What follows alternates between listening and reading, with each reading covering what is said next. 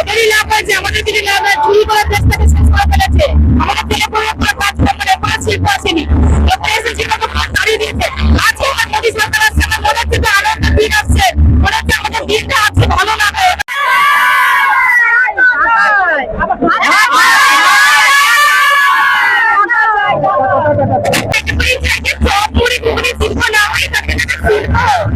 ওই দিদির কথা মতন আমরা চপ মুড়ি বিক্রি করতে চাই না, আমরা শিল্প চাই।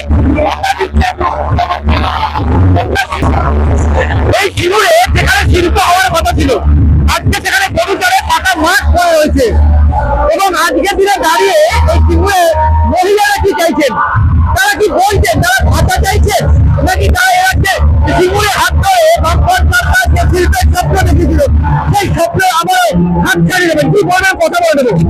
আজ থেকে ঠিক 16 বছর আগে একটা শিল্প হওয়ার কথা ছিল, আমরা শুধু এটুকুই চাই যে চপ মুড়ি ঘুগনি শিল্প না হয়, তাকে শিল্প। ওই দিদির কথা মতন আমরা চপ মুড়ি বিক্রি করতে চাই না, আমরা শিল্প চাই।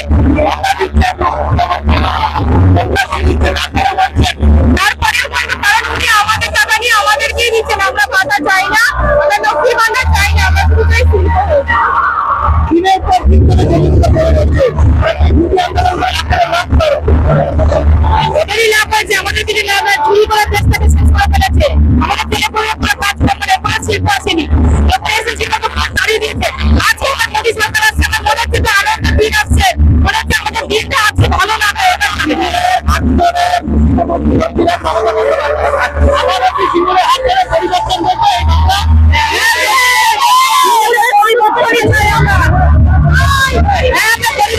পরিবর্তনই হবে, মোদী সরকার আসলে পরিবর্তন হবে, আমরা পরিবর্তন চাই। শিমুরে মানুষকে শুধু ব্যবহার করা হয়েছে, শিমুরে উন্নতি হয়নি। আমাদের সরষে ছড়িয়েছে, সরষে হয়েছে, সরষের মধ্যে শুধু ভূত তৈরি হয়েছে, ভূত। আমাদের ছেলেরা বেকার, আমরা 1000 টাকা নিয়ে কি করবো? ছেলেটা যদি 10,000 টাকা ইনকাম করতো, আমার সংসারটা ভালোভাবে চলতো। 1000 টাকায় কি হবে?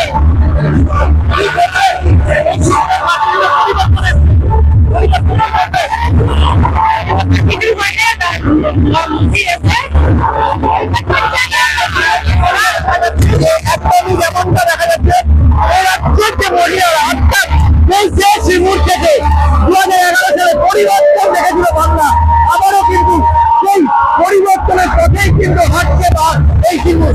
তাহলে কি 26-এর ভোটে পরিবর্তন কি শিমুর থেকে দেখা যাবে? দেখা যাচ্ছে